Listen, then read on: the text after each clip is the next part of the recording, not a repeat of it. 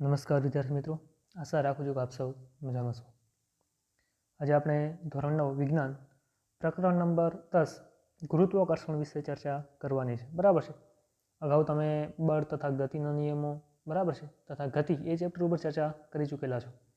આજે આપણે ગુરુત્વાકર્ષણ ઉપર વિગતવાર ચર્ચા કરવાની છે, બરાબર છે। ચલો શરૂઆત કરીએ આપણે કે ભાઈ ધોરણ 8 અને 9માં આપણે પદાર્થોની ગતિ તથા ગતિ માટે જવાબદાર બળનો અભ્યાસ કર્યો, બરાબર છે, કે ભાઈ કોઈ પણ પદાર્થ ગતિ કરે છે તો એના માટે મૂળભૂત કારણ શું છે તો બળ છે। આપણે શીખ્યા કે પદાર્થની ઝડપ કે ગતિની દિશા બદલવા માટે બળ જરૂરી છે, બરાબર છે। આપણે જાણીએ છીએ કોઈ પદાર્થ ગતિ કરતો હોય ત્યારે એને રોકવો હોય, બરાબર છે, ત્યારે એના ઉપર બળ લગાવવું જરૂરી છે। અથવા તો કોઈ આપણે બોલને ફેંકીએ છીએ, બરાબર છે, અથવા તો એવું છે જે ક્રિકેટની કોઈ મેચ ચાલુ છે, બરાબર છે, એમાં કોઈ બોલર છે બોલને ફેંકે છે અને બેટ્સમેન જ્યારે એના ઉપર બળ લગાવે છે ત્યારે જે બોલ છે, બરાબર છે, એની દિશા બદલાય છે। તો અહીં જોવાનું એ છે કે જ્યારે આપણે દિશા બદલાવી છે ત્યારે એના ઉપર બળ લગાવવું જરૂરી છે। આપણે હંમેશા જોઈએ છીએ કે કોઈ પદાર્થને ઊંચાઈ ઉપરથી પડવા દેવામાં આવે છે ત્યારે તે પૃથ્વી તરફ ગતિ કરે છે। આપણે જાણીએ છીએ કે બધા જ ગ્રહો સૂર્યની આસપાસ પરિક્રમા કરે છે, બરાબર। આપણે જાણીએ છીએ બધા જ ગ્રહો કોની આસપાસ પરિક્રમા કરે છે તો સૂર્યની આસપાસ, બરાબર છે। ચંદ્ર પૃથ્વીની આસપાસ પરિક્રમા કરે છે। આ દરેક પરિસ્થિતિમાં પદાર્થો પર, ગ્રહો પર તથા ચંદ્ર પર કોઈ બળ ચોક્કસ લાગતું હોવું જોઈએ, બરાબર છે। હવે આ જે ગતિ કરે છે અથવા તો અમુક નિશ્ચિત ગતિ કરે છે તો એના માટેનું અગત્યનું પરિબળ શું હોઈ શકે કે એના ઉપર ચોક્કસ કોઈક બળ લાગુ પડતો હોવો જોઈએ। સર આઇઝેક ન્યૂટને એ હકીકત સમજી ગયા હતા કે આ બધા જ માટે એક જ બળ જવાબદાર છે। આ બળને ગુરુત્વાકર્ષણ કહે છે, બરાબર છે। કોઈ પણ જે ઘટના બને છે તેના માટે જે ગ્રહો છે બધા સૂર્યની આસપાસ ફરે છે, ચંદ્ર પણ આપણી આસપાસ ફરે છે, એનું ફક્ત કારણ શું તો એક બળ જવાબદાર છે અને બળ માટે મહત્વનું બળ છે તો એ ગુરુત્વાકર્ષણ બળ છે, એવું સર આઇઝેક ન્યૂટને કીધું હતું, બરાબર છે। આ પ્રકરણમાં આપણે ગુરુત્વાકર્ષણ તથા ગુરુત્વાકર્ષણના સાર્વત્રિક નિયમનો અભ્યાસ કરીશું। આપણે પૃથ્વી પર ગુરુત્વાકર્ષણ બળની અસર હેઠળ પદાર્થોની ગતિની ચર્ચા કરીશું, બરાબર છે, કે પૃથ્વી ઉપર જે ગુરુત્વાકર્ષણ બળની હેઠળ જે એની અસર થાય એના પછી પદાર્થની ગતિની ચર્ચા કરશું। આપણે અભ્યાસ કરીશું કે કોઈ પદાર્થનું વજન એક સ્થાનથી બીજા સ્થાન પર કેવી રીતે બદલાય છે, બરાબર છે, કે ભાઈ કોઈ પદાર્થનું વજન છે એક સ્થાનથી બીજા સ્થાને જાય તો કેવી રીતે બદલાતું હોય છે। આપણે પ્રવાહીઓમાં પદાર્થોને તરવા માટેની શરતોનું પણ ચર્ચા કરીશું, બરાબર છે। ચલો તો શરૂઆત કરીએ આપણે સીધી ગુરુત્વાકર્ષણ ઉપર જઈએ આપણે કે ભાઈ આપણે જોઈએ છીએ કે ચંદ્ર પૃથ્વીની આસપાસ પરિક્રમણ કરે છે। ચંદ્ર ક્યાં પરિક્રમણ કરે છે તો પૃથ્વીની આસપાસ પરિક્રમણ કરે છે। જ્યારે કોઈ પદાર્થને ઉધર્વ દિશામાં ફેંકવામાં આવે ત્યારે તે અમુક ઊંચાઈ સુધી પહોંચ્યા બાદ ફરી નીચે તરફ પડવા લાગે છે। તમે અનુભવ્યું હશે કે કોઈ બોલ દડો છે, બરાબર છે, એને તમે ઉપર અવકાશ તરફ ફેંકશો તો અમુક ઊંચાઈ પ્રાપ્ત કર્યા બાદ તે ફરી પાછું નીચે આવશે। એવું નહીં થાય કે બોલ છે ઉપર ગતિ કરતું રહેશે, બરાબર છે, અથવા ત્યાં અટકી નહીં જાય, તે અમુક ઊંચાઈ પહોંચ્યા બાદ ફરી તે નીચે તરફ આવવા લાગશે। એવું કહેવાય છે કે ન્યૂટન જ્યારે ઝાડ નીચે બેઠા હતા ત્યારે એક સફરજન તેમના પર પડ્યું। સફરજનના નીચે તરફ પડવાની ઘટનાને ન્યૂટનને વિચારવા માટે પ્રેરિત કર્યા। તેમણે વિચાર્યું કે જો પૃથ્વી સફરજનને પોતાની તરફ આકર્ષી શકે તો શું ચંદ્રમાને આકર્ષિત નહીં કરતી હોય, બરાબર છે। એમણે એવું વિચાર્યું કે ભાઈ આપણે જો પૃથ્વી છે એ જો સફરજનના ઝાડ ઉપરથી સફરજન પડે છે ત્યારે નીચે તરફ આકર્ષિત કરે છે તો ચંદ્ર પણ અમુક ઊંચાઈએ છે, બરાબર છે, અમુક એટલે વધુ પડતા અંતરે છે, તો એને પણ શું પૃથ્વી આકર્ષિત નહીં કરતી હોય, એને પણ ખેંચતી નહીં હોય શું, બરાબર છે। એણે વિચાર્યું શું બંને પરિસ્થિતિમાં એક જ બળ લાગે છે। તેમણે અનુમાન લગાવ્યું કે બંને અવસ્થાઓ માટે એક જ પ્રકારનું બળ જવાબદાર છે। તેમણે તર્ક આપ્યો કે પોતાની કક્ષાના દરેક બિંદુ પાસે ચંદ્રમાં કોઈ સુરેખ પથ પર ગતિ કરવાને બદલે પૃથ્વી તરફ પડતો રહે છે। એમણે પોતાની કક્ષાના દરેક બિંદુ પર ચંદ્રમાં કોઈ સુરેખ પથ પર ગતિ કરવાને બદલે પૃથ્વી તરફ પડતો રહે છે એવું તારણ આપ્યું।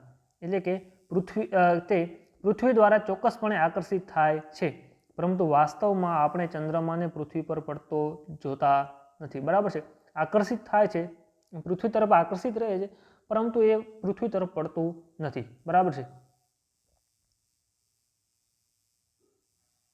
ચલો હવે ચંદ્રમાની ગતિને સમજવા માટે આપણે એક પ્રવૃત્તિ કરીએ, બરાબર છે। અહીં જો એક આકૃતિ આપેલી છે સરસ મજાની, એમાં તમે આ પ્રયોગ પણ કરેલું પડશે, બરાબર છે, જાણે અજાણે આ તમે પ્રયોગ કરેલું હશે કે ભાઈ કોઈ એક છોકરો છે, બરાબર છે, જેણે દોરી લીધે છે ને એક દોરીનો છેડો પોતાના હાથમાં છે ને બીજો દોરીના છેડામાં એક પથ્થર અથવા તો બોલ બાંધેલું છે, બરાબર છે। હવે જ્યારે એ પથ્થર દોરીને લઈને ફરાવશે, બરાબર છે, અમુક સમય ફેરવ્યા બાદ એ આપણે જોશું તો પથ્થર છે અમુક વર્તુળાકાર માર્ગે ગતિ કરશે, અને જ્યારે એ કેન્દ્ર છોકરાએ જે દોરીનો પકડેલી છે એ દોરીને મૂકશે ત્યારે શું થશે, તો એ શું આ પથ્થર છે વર્તુળાકાર જ ગતિ કરશે, તો એ વર્તુળાકાર ગતિ કરશે નહીં, તે જ્યાંથી દોરીના છોડવામાં આવે છે ત્યાંથી પછી સુરેખ અમુક સમય બાદ એ સુરેખ ગતિ કરશે ને ત્યારબાદ શું થશે, જમીન પર પડી જશે, બરાબર છે। તો ભાઈ પથ્થર દ્વારા અચળ ઝડપે વર્તુળાકાર પથ પર થતી ગતિ, બરાબર છે। જો અહીં વિગતવાર લખેલું છે, આપણે સમજીએ કે ભાઈ દોરીને છોડતા પહેલા પથ્થર એક નિશ્ચિત ઝડપથી વર્તુળાકાર માર્ગે ગતિ કરે છે, બરાબર છે। દોરીને જ્યાં સુધી પકડીને આપણે વર્તુળાકાર માર્ગે ફેરવી છે ત્યાં સુધી વર્તુળાકાર માર્ગે ગતિ કરે છે, અને દરેક બિંદુ પાસે તેની દિશા બદલાય છે, કારણ કે વર્તુળાકાર જે છે એનું કેન્દ્ર બિંદુ છોકરાનો હાથ છે, એટલે અમુક દરેક બિંદુ એ જે જે પથ્થર છે, બરાબર છે, એની દિશા છે બદલાય છે। દિશામાં થતા ફેરફારમાં વેગનો ફેરફાર અથવા તો પ્રવેગ સંકળાયેલો છે, બરાબર, દિશામાં થતો ફેરફારમાં વેગ અને પ્રવેગનો ફેરફાર પણ સંકળાયેલો છે।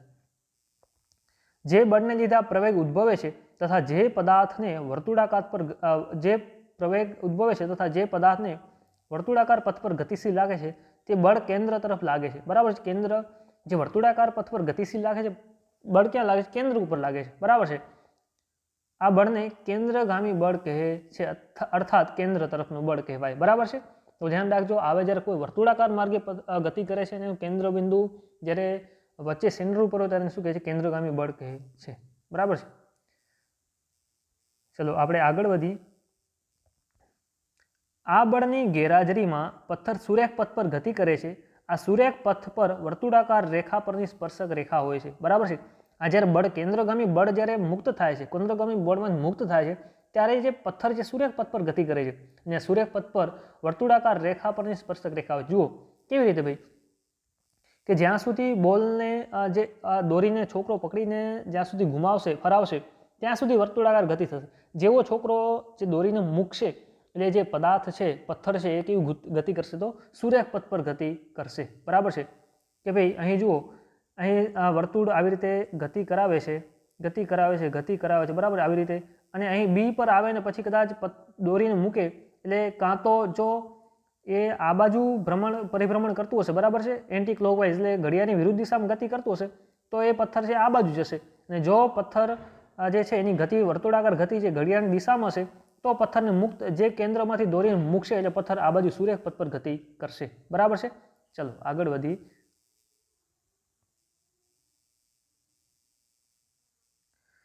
ચંદ્રમાની પૃથ્વીની આસપાસ ગતિ કેન્દ્રગામી બળને કારણે છે। તો ધ્યાન રાખજો, ચંદ્રમાની પૃથ્વીની આસપાસ જે ગતિ થાય છે એ કેન્દ્રગામી બળને કારણે છે। આ કેન્દ્રગામી બળ પૃથ્વીના આકર્ષણ બળ દ્વારા પૂરું પાડે છે, બરાબર। આ કેન્દ્રગામી કોના દ્વારા પૂરું પાડે છે, પૃથ્વીના આકર્ષણ બળ દ્વારા પૂરું પાડે છે। જો આવું કોઈ બળ ન હોત તો ચંદ્ર સુરેખ પથ પર ગતિ કરતો હોત, કારણ કે જો કેન્દ્રગામી બળ ન હોત તો જે આ ચંદ્ર છે એ કયા માર્ગ પર ગતિ કરતો હતો, સુરેખ પથ પર ગતિ કરતું હોત। આપણે જોઈએ છીએ કે સફરજન પૃથ્વી તરફ આકર્ષાય છે, શું સફરજન પણ પૃથ્વીની પોતાની તરફ આકર્ષે છે, બરાબર છે। આપણે જોયું કે સફરજન તો પૃથ્વી તરફ આકર્ષાય છે, પણ સફરજન શું પૃથ્વીને પોતાની તરફ આકર્ષે છે? જો તેમ હોય તો આપણે પૃથ્વીને સફરજનની તરફ ગતિ કરતી કેમ જોઈ શકતા નથી? જો સફરજન પણ પૃથ્વીને પોતાની તરફ આકર્ષતું હોય તો પૃથ્વી છે એ સફરજન તરફ કેમ ખેંચાતી જતી નથી, બરાબર છે। ચાલો આગળ વધીએ। ગતિના ત્રીજા નિયમ અનુસાર, ગતિનો ત્રીજો નિયમ તમે ભણી ચૂક્યા છો, બરાબર છે, કે ભાઈ સફરજન પણ પૃથ્વીને આકર્ષે છે, ગતિનો ત્રીજો નિયમ, બરાબર છે। એના મુજબ જે પૃથ્વી છે આ સફરજન પણ પૃથ્વીને આકર્ષે છે, પરંતુ ગતિના બીજા નિયમ અનુસાર આપેલ બળ માટે પદાર્થમાં ઉદ્ભવતો પ્રવેગ તેના દળના વ્યસ્ત પ્રમાણમાં હોય છે, બરાબર છે। આ મહત્વની વસ્તુ છે કે ભાઈ આઘાત અને પ્રત્યાઘાત, ગતિના ત્રીજા નિયમ મુજબ આઘાત અને પ્રત્યાઘાત હંમેશા સમાન મૂલ્યના વિરુદ્ધ દિશાના હોય છે, તો એ પ્રમાણે સફરજન પણ પૃથ્વીને ખેંચે જ છે, પરંતુ ગતિનો બીજો નિયમ યાદ કરો કે આપેલ જે બળ છે એ કોના બરાબર હોય છે, તો પદાર્થમાં ઉદ્ભવતા પ્રવેગ તેના દળના વ્યસ્ત પ્રમાણમાં હોય છે, બરાબર છે। આપેલ બળ એ એફ ઇઝ ઇક્વલ ટુ એમ એ, બરાબર છે. તો ઉદ્ભવતો પ્રવેગ તેના દળના, બરાબર છે, જુઓ એફ ઇઝ ઇક્વલ ટુ એમ એ, બરાબર છે. તો જે આપેલ દળમાં ઉદ્ભવતો પ્રવેગ છે કોના જેવો છે, તો દળના વ્યસ્ત પ્રમાણમાં હોય છે, બરાબર છે. એટલે એ ઇઝ ઇક્વલ ટુ 1F/m થાય, બરાબર છે. એટલે આને આવી રીતે લખી શકાય કે એ ચલે છે એમ, બરાબર છે, 1/m. એ ચલે છે 1/m. એટલે જે પ્રવેગ છે એ કોના ઉપર આધાર રાખે છે, દળના વ્યસ્ત પ્રમાણમાં હોય છે. તો હવે આપણે જોઈએ છીએ કે પૃથ્વીનું દળ કેટલું બધું છે, તો પૃથ્વીનું દળ છે તો બહુ મોટું છે, પૃથ્વી તો વજનદાર છે.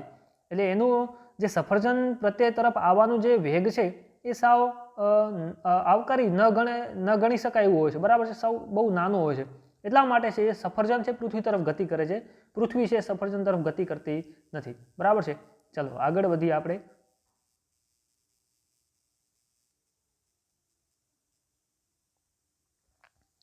તેથી આપણે પૃથ્વીને સફરજન તરફ ગતિ કરતી જોઈ શકતા નથી. આ જ તર્કના આધારે પણ આપણે જાણી શકીએ કે કેમ પૃથ્વી ચંદ્ર તરફ ગતિ કરતી નથી, બરાબર છે. ચલો આગળ વધીએ. આપણા સૌર પરિવારના બધા જ ગ્રહો સૂર્યની આસપાસ પરિભ્રમણ કરે છે. આગળ જણાવેલ તર્ક અનુસાર આપણે કહી શકીએ કે સૂર્ય તથા ગ્રહો વચ્ચે એક બળ અસ્તિત્વ ધરાવે છે. ઉપરોક્ત તથ્યોના આધારે ન્યૂટને તારણ ઉપર આવ્યા કે ફક્ત પૃથ્વી જ સફરજન કે ચંદ્રને આકર્ષિત કરતી નથી, પરંતુ વિશ્વના બધા જ પદાર્થો એકબીજાને આકર્ષે છે. શું કરે છે, તો વિશ્વના બધા જ પદાર્થો એકબીજા તરફ આકર્ષે છે. પદાર્થો વચ્ચેના આકર્ષણ બળને ગુરુત્વાકર્ષણ બળ કહે છે, બરાબર છે. ન્યૂટને શું કીધું કે ભાઈ પૃથ્વી પરના બધા જ પદાર્થો એકબીજા તરફ આકર્ષે છે અને પદાર્થો વચ્ચેના આ આકર્ષણ બળને ગુરુત્વાકર્ષણ બળ કહે છે, બરાબર છે. ચલો આપણે આજે એટલું રાખીએ. હવે જ્યારે મળશું ત્યારે આપણે ગુરુત્વાકર્ષણના સાર્વત્રિક નિયમ કેવી રીતે તારવી છે આપણે જોશું, બરાબર છે. ચલો, થેન્ક યુ.